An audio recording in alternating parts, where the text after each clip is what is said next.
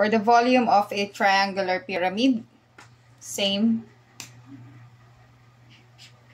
1/3 times the area of the base times the pyramid's height. So, since triangular ang base niya, ito yung pyramid's height, ito yung ating base ng triangle, and ito yung ating height ng triangle. Ito yun ha, hindi ito. Magkaiba yung height ng triangle dito, magkaiba dito sa pyramid's height. Pyramid mismo. Ito ay height ng base. So, ang area of a triangle is equal to 1/2 times the base times the height. So, V is equal to 1/3. And instead of writing B, which is the base area, ito yung sulat natin.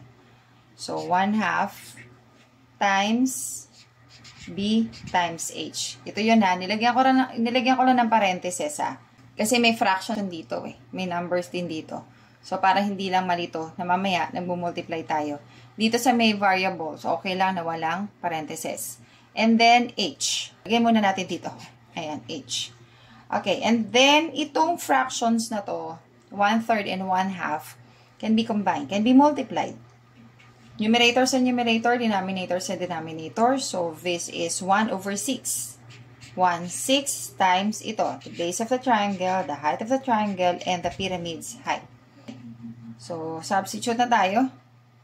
1/6 times the base is 10 times the height is 8.7 times the pyramid's height is 15. So, since ito, numerators yan, ito denominator, so tingin kayo, baka meron pwedeng ma-cancel out. Pag dinaretso mo yan, divided by 6 lang din yan lahat. So, itong 15 and 6 may common factor, which is 3.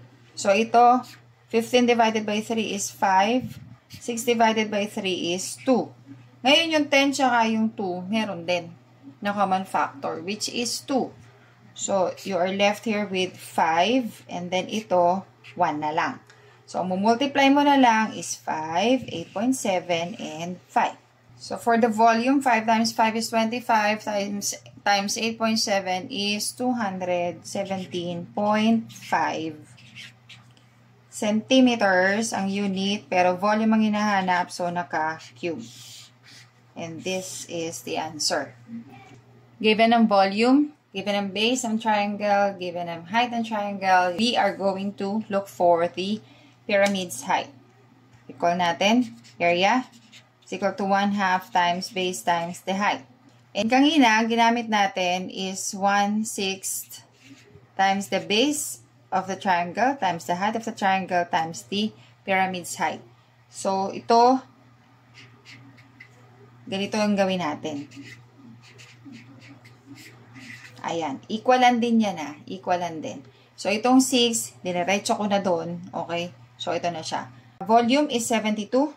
Substitute na tayo. 72 cubic meters is equal to, the base is 6 meters. The height is 10 meters. And then, yung pyramid's height, which is h all over 6. Ito yun. Common factor. You're left here with 1 meter. Okay. So, yung 1 meter times 10 meters will give you 10 meters squared times the h. Okay. Lagyan ko na yan ha. 72 cubic meters. So, ginanto ko kasi para makita ninyo kung paano ginagawa doon, o kung paano nangyayari doon sa pagka meron ng unit na sinulat. Okay, pero pwede rin naman na walang ganito kung malilito pa kayo. Basta ha, do not forget sa final answer yung tamang unit.